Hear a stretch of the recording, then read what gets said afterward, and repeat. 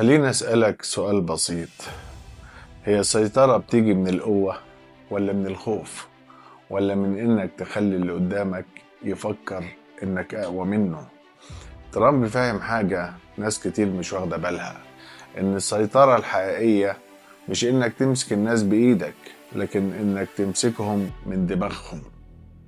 ترامب مش أول رئيس ومش أذكى سياسي في التاريخ، بس هو واحد من أكتر الناس اللي فهموا العقل البشري. راجل تجاري وفهم إزاي يتحكم فيه.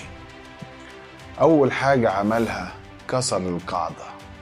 السياسي الطبيعي بيحسب كلامه، ترامب بيكسر القاعدة ويخبط في دماغك.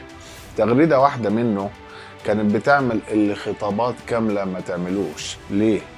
عشان عقل الإنسان بيتشد دايما للحاجة الصدمة مش للحاجة المنطقية. بس خد بالك، مش كل صدمة تحكم. لو صدمت الناس كتير هيزهقوا منك. وهنا بقى ترامب لعب اللعبة الأذكى. ترامب عمره ما دخل تفاوض وهو ناوي يكسب بالحسنى. هو يدخل يخوف الأول وبعدين يسيب باب صغير مفتوح فالخصم يقول أقبل بدل ما أخسر كل حاجة. وده أخطر نوع سيطرة، إن اللي قدامك يفتكر إن القرار قراره وهو في الحقيقة مش قراره. العقل البشري بيكره الخسارة أكتر ما بيحب المكسب. ترامب فاهم النقطة دي، فدايما يخليك حاسس إنك لو ممشيتش معاه هتخسر. مش كل الناس سياسيين. الجمهور أسهل. خوف، غضب، حماس، أي إحساس قوي بيطفي زر التفكير على طول وبيشغل زر الطاعة. وعشان كده هو ما كانش محتاج يقنع الناس، كان محتاج يحركهم. وخد بالك، الصورة عنده أهم من الحقيقة.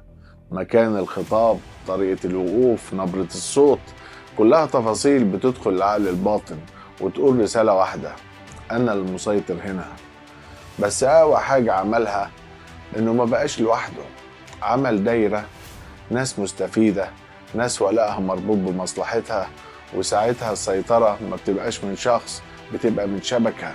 ترامب مش ساحر ومش عبقري خارق، هو بس فاهم لعبة معظم الناس مش واخدة بالها إنها لعبة التحكم في العقل مش في الكرسي. والسؤال الحقيقي مش ترامب بيعمل كده إزاي، السؤال الأخطر: كم واحد في حياتك بيعمل نفس اللعبة وانت مش واخد بالك؟ مش عايز اطول عليكم، كان معاكم عبد السلام محمد من قناة شوية عقل، وسلام مؤقت للحلقة الجاية.